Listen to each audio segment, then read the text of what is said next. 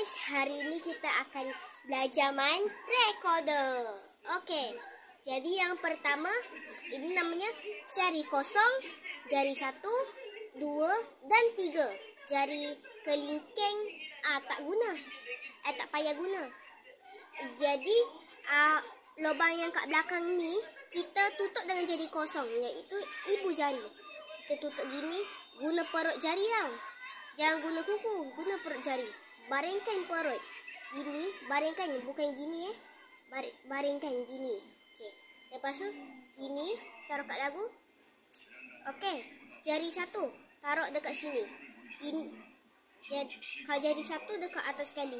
Jadi ini kita tengah dalam keadaan ini, maksudnya ini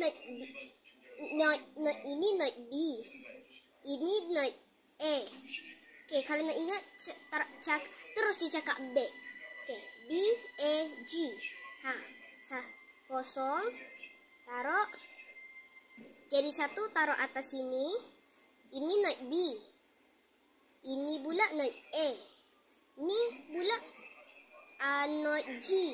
Gitu. Okey, jom kita cuba tanpa note kita gini. Tapi kita guna kosong dulu. Kita cuba dengar.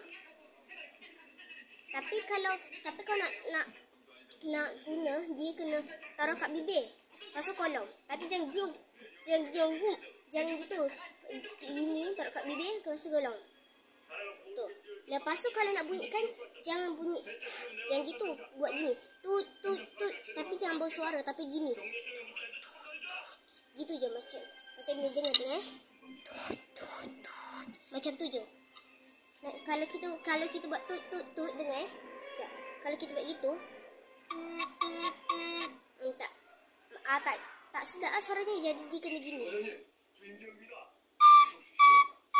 Kalau gini bukan tut.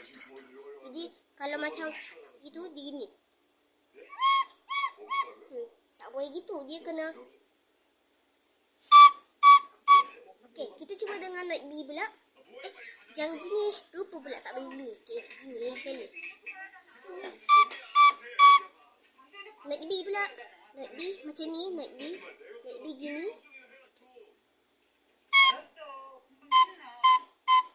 Note A pula. Note A, baringkan jari. G. Okey, macam tu.